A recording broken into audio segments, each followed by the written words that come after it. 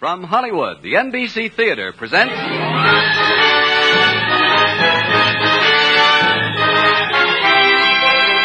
Screen Directors Playhouse. Production, The Killers. Director, Robert Siodmak. Stars, Burt Lancaster, Shelley Winters.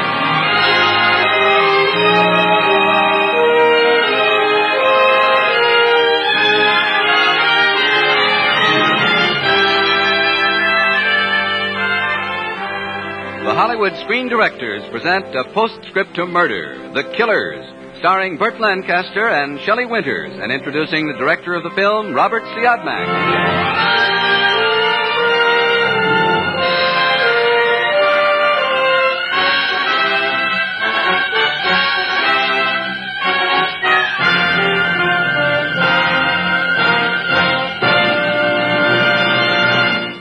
It's not always necessary to have lived a fabulous life in order to create fabulous motion pictures. But in the case of our guest screen director tonight, it most certainly has helped. At 19, he was a seasoned Shakespearean actor. At 20, director of the Dresden, Germany Stock Exchange. At 21, rich. At 23, broke again.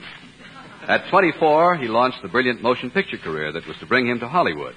The director of such thrilling films as Dark Mirror, Spiral Staircase, and tonight's story, The Killers. Ladies and gentlemen, Mr. Robert Siodmak. Thank you.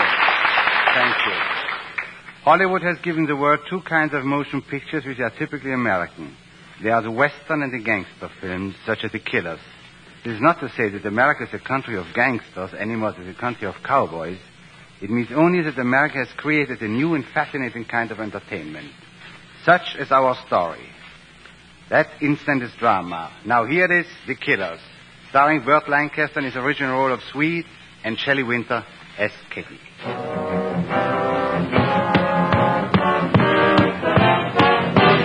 Swede! Hey, Swede! Swede, it's me, Nick. It's Nick. What are you doing laying down, Swede? You sick? No. Listen, Swede, I was down in George's diner when two hard guys came in looking for you. They said they were looking for you to kill you. I know. Then what are you laying here for? There's nothing I can do. Well, don't you want me to go and see the police? That wouldn't do any good. Couldn't you get out of town? I'm through with running away. But why? Why do they want to kill you? I did something wrong once. Thanks for coming. I just thought... Well, okay. But they're coming looking for you, Swede. They're coming looking for you.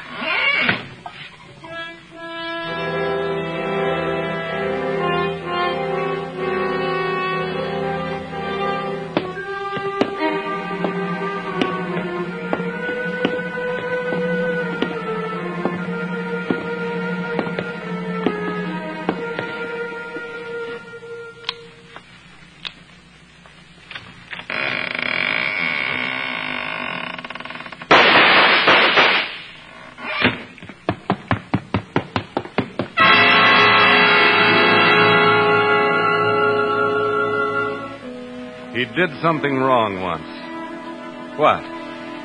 A gas station attendant murdered in an out-of-the-way town called Brentwood, allowing himself to be murdered, helplessly and without complaint, submitting to extermination. Why? Why does a man come to such an abject end? Headquarters put me on the case because I had some college criminology and because I'd known Swede, the victim, back in the old days. This isn't the story of how we got Swede's killers. That's routine police work, and you've heard that story 1,000 times. What brings a man to such an end as Swede's? That's the important personal story, and this is it.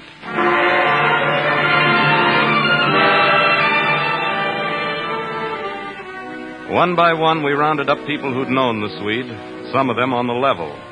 One who wasn't on the level was a gunsel named Blinky Franklin, who knew the Swede when. Give, Blinky. Well, let me see, 10 years ago. Swede had just knocked Soldier Burns for Gould, see? That put Swede right up there as a contender for the light heavyweight championship. Well, after the fight, I took Swede over to Jim Colfax's apartment where a big party was going on. Kitty Collins, Jim's girl, was singing over the piano. Right away, I see that the Swede's interested. So I waited for Kitty to finish her song, and then I brought the Swede over to meet her. I loved him so, but there I go. Tonight I must forget. No more memories. Swing out, tonight I must forget. Music, maestro, please. Hey, Kitty. Oh, hello, Blinky. I don't see you beating your palms. Look, Kitty, I want you to meet Swede Anderson. Swede's the coming light heavy champ. Oh, how do you do? Hello, Kitty. You two make yourself acquainted. I want to talk to some of the boys. So you're the next champion, Mr. Anderson. Do you like the fights? I'm afraid I never saw one. No kidding. I can't bear brutality.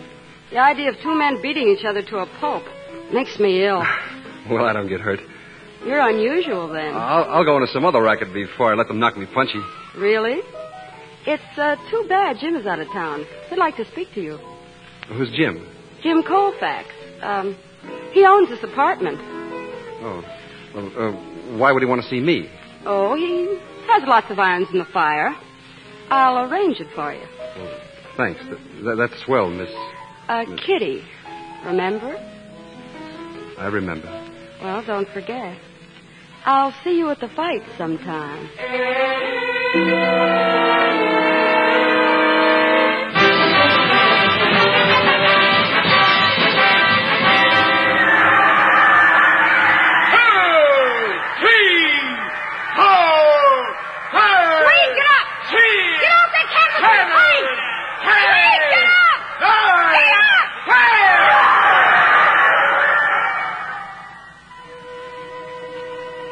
The Swede was finished.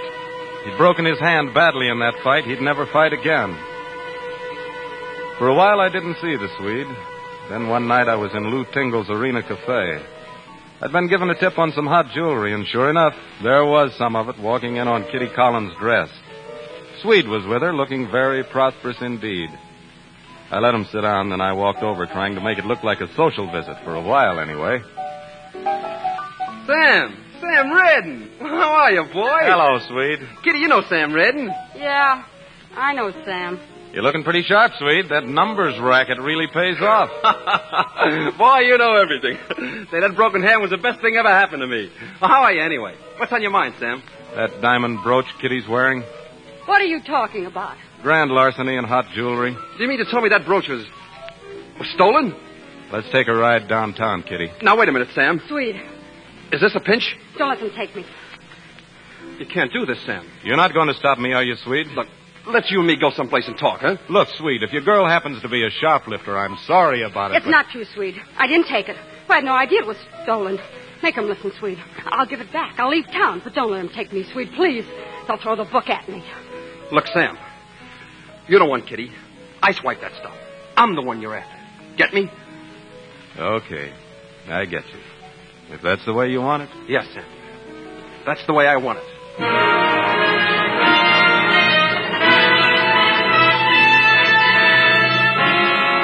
I pleaded with him to tell the truth, but he stuck to his story, and it got him 3 years. When he got out, Blinky Franklin met him and took him up to a room in a midtown hotel where Big Jim Colfax and some of the boys were working on the biggest payroll job of Jim's career. Kitty Collins, the girl for whom Swede had served 3 years, sat on a trunk, knitting. I guess you know everybody here, don't you, Swede? Welcome back, Swede. Hello, Jim. There's Dum-Dum over there grousing around. Ah, yes. Of course, you know, Kitty. Hello, Swede. Didn't hear from you much in prison, Kitty.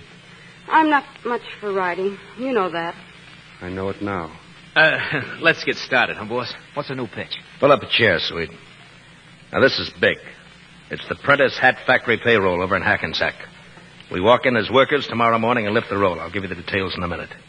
After the stick-up, we split up and meet again on the halfway house tomorrow night on Route 1. Halfway house, Route 1. How much is in it first? Yeah, it ought to be good for $250,000. Ah, not bad. Split how? Well, I'll take the first $100,000. You can divide the rest 3 ways. Who declared you in for the big slice? I declared myself. What about Kitty? Kitty's with me. What do you mean, Kitty's with you? Don't start anything now, Swede. What do you mean she's with you? I spent 3 years in stir for a robbery she done. What are you trying to give me? She's with you. You want a blueprint, Swede? All right, I'll give you a blueprint. Shut up, Jim. You keep your mouth shut if you don't want it slap shut. You put a hand on Kitty, Jim. You just tried. Oh, keep out of it, Swede. Kitty's Jim's girl now. Get out of my way, Blinky. Swede, mind your own business. This is my business. You crazy, Swede? What did you hit him for? I'll kill you for that, Swede. Reach for your gun and I'll kick your brains out. Cut it out, both of you. Cut it out. Why, you dumb palooka. Give me a hand, Blakey. Yeah. I ought to give you the works, Swede. Anytime you say Colfax. I got a job to do tomorrow. Tomorrow morning at 8. Here's the full pitch now.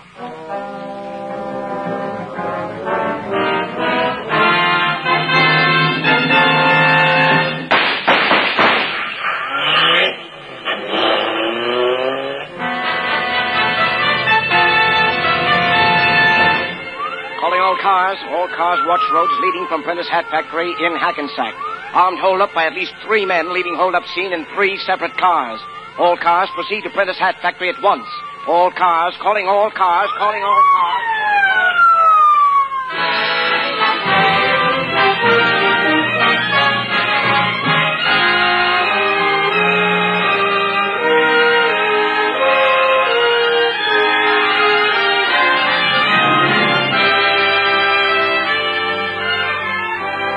You are listening to the Hollywood Screen Directors presentation of The Killers, starring Burt Lancaster and Shelley Winters, and introducing the director of the film, Robert Siodmak.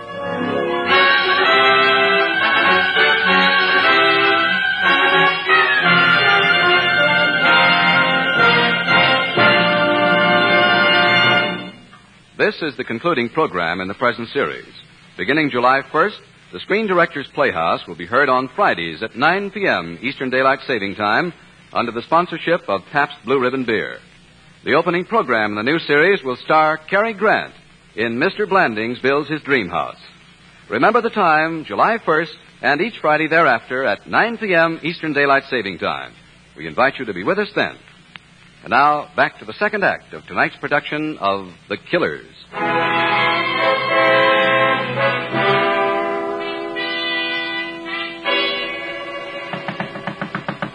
Who is it? Kitty, quick. Let me in, Swede. What's the matter? Close the door. Swede, I'm gambling my life coming to you like this. What's the matter? What's wrong? Colfax is going to double-cross you. Going to double-cross me? They aren't going to Halfway House after the robbery. You'll go there, but they'll be someplace else. And so will the money. Why are you telling me this? You're Jim's girl. Swede, I can't let them double-cross you after you took that 3-year rap for me. Is that the truth? So help me, Swede. It's the truth. They're going to meet at that old farmhouse on the North Turnpike. They are, huh? They are. Thanks for putting me wise, Kitty. What are you going to do? I'm going to do them like they mean to do me. Don't give me away, darling. Don't you worry, baby. You know why Jim hates you like he does? Because of me, Swede. He knows how it really is between you and me. Oh, Kitty. Kitty, why did you ever go back to him? I don't know. Maybe because I hate him. I'm poison, Swede. Poison anyone I really love. I don't care if I hurt Colfax. Kitty. Kitty, you're not going back to him again. You're leaving with me tonight, after I handle Colfax at the farmhouse. I love you, Swede. Hold me. I'll come back tonight. We'll go to Atlantic City. Hold me, darling. Just the two of us. You and me. Yes, darling, yes. Hold me tight. Tighter, darling. Tighter.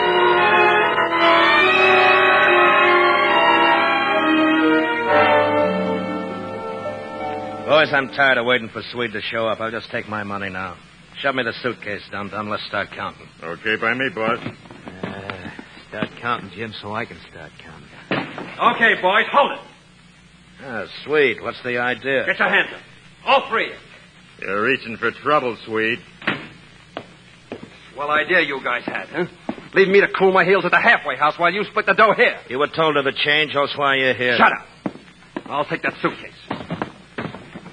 Thanks, boys. Don't move. Next time, play it straight. Come on, Ethel. All right, stop it. He'll mow you down as soon as you come out of the door. Dirty double-crossing rat.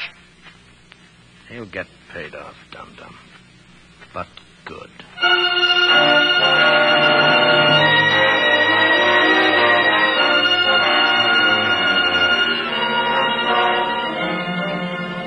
Swede and Kitty escaped to Atlantic City with the $250,000.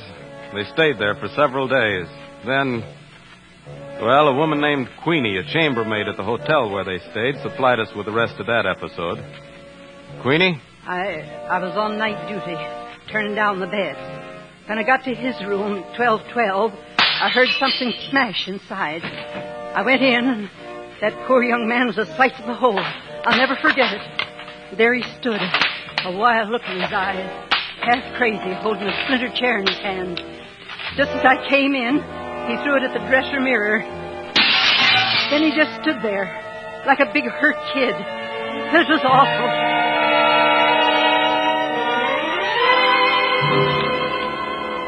She's gone. Oh, sir, you mustn't carry on like that, sir. She's gone. Where did she go? You mean the lady came here with you? She's gone. She went out this morning with a suitcase. Suitcase? The laundry, she said. She's gone. I'm going too. Oh, please, sir. Oh, not the window. Not the window, please. Take your hands up. Please, mister, please don't. Let go. Please don't jump. Let go of me. Let me go. Please don't do it, mister. If you do that, you'll never see the face of God. I want to die. You'll burn in hell till the end of time. I want to die. I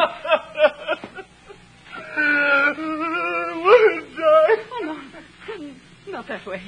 Come over here. That's better. There, now lie down. There. Kitty. Give me Dr. Wiley's room right away, please.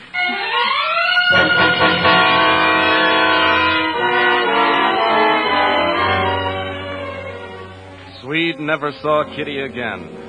For 6 years, Swede Anderson dropped out of sight. Then one day, a heavy, sleek convertible rolled up on the gravel of a gasoline station in Brentwood, New Jersey.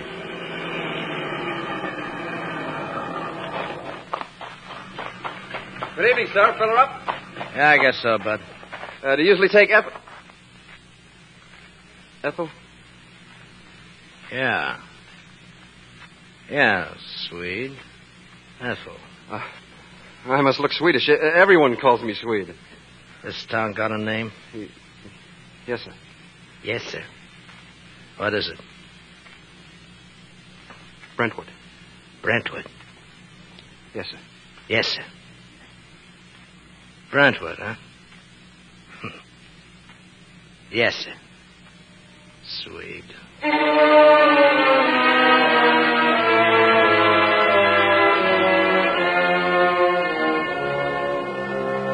The next night, the killers came to Brentwood, and Swede lay on his bed, numbly awaiting his fate.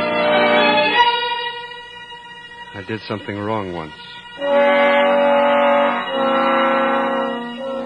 In someone's opinion, a blast of gunfire corrected that wrong. Swede had double-crossed Colfax, taken $250,000 from him, and then Kitty had taken it from Swede. It took some doing for us to get the details, but we got them. But not the final details. We needed Kitty for that. We got Kitty. I found her singing in a plushy nightclub, and I made a date to meet her there after the last floor show. At a corner table, I told Kitty some of what we already knew about Swede and the Prentice hat holdup. Then I popped the $250,000 question. What makes you think I've got that money, Sam? We got Blinky Franklin. Blinky talked. There's a chambermaid in Atlantic City who remembers your face from pictures we showed her. And I've just had a talk with Jim Colfax. You've seen Jim? He's mighty provoked about your skipping out with all that money. You told him I took it? He's mighty provoked.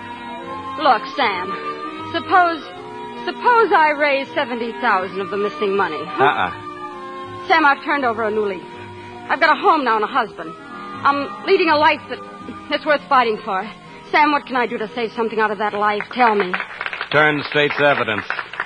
What do you want to know? Who planned the robbery? Jim Colfax. Say that in court? Yes. After you took the money and left Swede flat in Atlantic City, how did you get rid of Jim Colfax? I staged a fight with him 2 days later and walked out on him, too. And you were in the clear because nobody knew you'd been with the Swede and taken his money away from him. Lovely girl. Sam, can't we go somewhere else and finish this talk? Where? Well, how about your apartment? Sold. I'll go powder my nose and get out of this costume. Don't go away, will you? I glanced over toward the entrance, and there they were. Death and his twin brother, and they were coming my way. I'd never seen them before, but I knew who they were. The killers. Their faces were empty of everything except that blank cruelty of the professional murderer. When I saw the long, vicious revolvers come up at me out of their coats, I didn't hesitate. I slid under the table fast and started shooting. Death and his twin brother were down, and I jumped up and made a beeline for Kitty's dressing room. It was empty. The door to the outside alley was open, and Kitty, of course, was gone. But I bet I knew where. The house was an elaborate one on the edge of town. The front door pushed open easily. Someone had gone in too fast and left it unlatched. I went in and closed the door. Whoever had come in had also alerted him. Jim Colfax was waiting for me at the top of the stairs. Redden? Present. And my boys didn't get you. On the contrary, Jim. Well, allow me. Colfax? Better get me a doctor, Sam. Jim, what is it? Oh, Jim. Better still, a priest.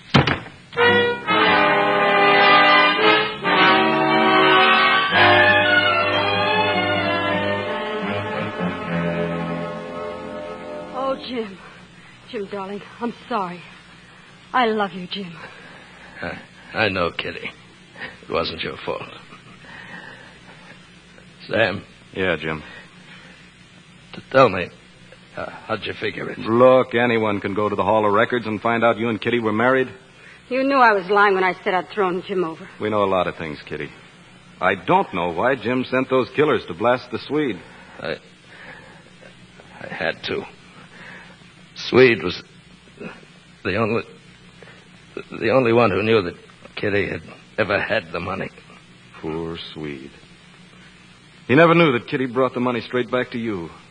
You two framed the whole thing so you wouldn't have to split the take with anyone. You just used the Swede to pull your chestnuts out of the fire. But I didn't have anything to do with Swede's killing. No? Jim, tell him. Tell him I didn't know about those gunmen. Jim, you're dying, so why not say it? Say Kitty is innocent. It's no use, Kitty. Say it. Say it, Jim. Say Kitty is innocent. Say it. It's no use, Kitty. Say it, say it, say it! He's dead.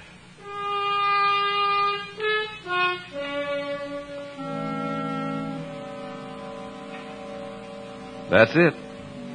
I didn't tell you a detective story full of clues and pursuit. I wanted to tell you Swede's story. There are a lot of people in the world like Swede. More sinned against, perhaps, than sinning. Sure, Swede was to blame for a lot of things. But who is to blame for Swede? He's gone now, despair dying on his lips. There's nothing I can do about it. I'm through with running away. I did something wrong once. Thanks for coming.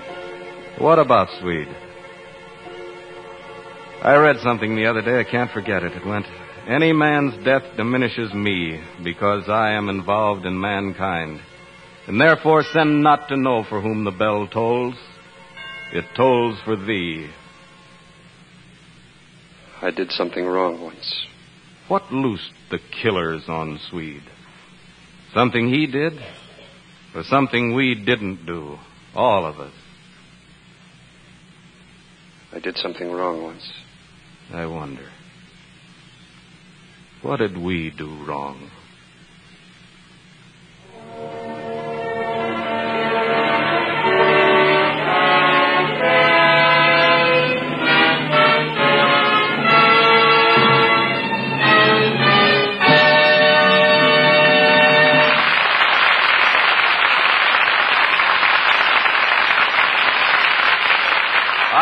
will return in just a moment. But first, a message of interest to all our listeners. This is the concluding program in our present series. Beginning July 1st, the Screen Directors Playhouse will be presented for your enjoyment on Fridays at 9 p.m. Eastern Daylight Saving Time under the sponsorship of Pabst Blue Ribbon Beer. The first production will star Cary Grant in Mr. Blandings Builds His Dream House. So, for great motion picture entertainment brought to the microphone, remember the date, July 1st. Remember the day, Friday. Remember the time, 9 p.m. Eastern Daylight Saving Time.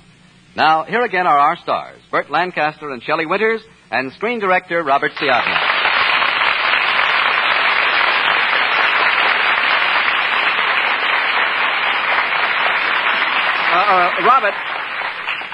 Robert, at the beginning of the program, you said that The Killers is a typical American film. Oh, yes, it is. Then tell me something. Why were you, with your European background, chosen to direct the picture? Oh, it's very simple. Because I hadn't spent my life in America, everything was new to me. I saw things that you don't see. Well, like what? Well, let me give you an example. When I first traveled across the United States, I came to a small town with a big sign. The sign said Coca-Cola. So I said to myself, I'm now in Coca-Cola, New Mexico. And then I came through Burma Shave, Arizona. You know what I mean? And that's the way you became a director? Certainly, my dear Shelley. It's merely a matter of applied ignorance. Oh, no, it isn't, Robert. It's a matter of talent and skill and cultural experience. And I guess being born in Europe is kind of an asset. Oh, please, I wasn't born in Europe. My first years I spent in the United States. No kidding. Well, what's your hometown? Why, can't you tell by my accent? Well... Robert, forgive me, but no. Somehow I just can't place it. Well, I tell you, Memphis, Tennessee. You were born in Memphis? Well, certainly. Listen, I'll prove it to you. Good night, you all. Good night, Colonel. Good night. And good night to you, Burt Lancaster, Shelley Winters, and Robert Siodmak. Mark Hellinger's The Killers was presented to the courtesy of Universal International Studios, who will soon release Calamity Jane and Sam Bass, a Technicolor production starring Yvonne DiCarlo and Howard Duff. Burt Lancaster will soon be seen starring in his own Norma production of The Hawk and the Arrow, soon to be released by Warner Brothers. Robert Siodmak's forthcoming release is the Hal Wallace production for Paramount, Thelma Jordan. Shelley Winters will soon be seen in Take One, False Step, a Universal International picture co-starring William Powell. Robert Siodmak appeared through the courtesy of Universal International Studios, who will soon world premiere the picture Illegal Entry, starring Howard Duff, Martha Torrin, and George Brent. Included in tonight's cast were Sam Edwards, Tony Barrett, Frank Gerstle, Bill Conrad, Gwen Delano, Clark Gordon, and Dan Riss. The Killers was adapted for radio by Milton Geiger, and original music was composed and conducted by Henry Russell. Production was under the supervision of Howard Wiley, associate producer Bill Karn. Your announcer has been Frank Barton. Listen again when Screen Directors Playhouse returns to the air on Friday, July 1st at 9 p.m. Eastern Daylight Saving Time. Remember, Screen Directors Playhouse. Production, Mr. Blandings Builds His Dream House. Director, H.C. Potter. Star, Cary Grant. Date, Friday, July 1st.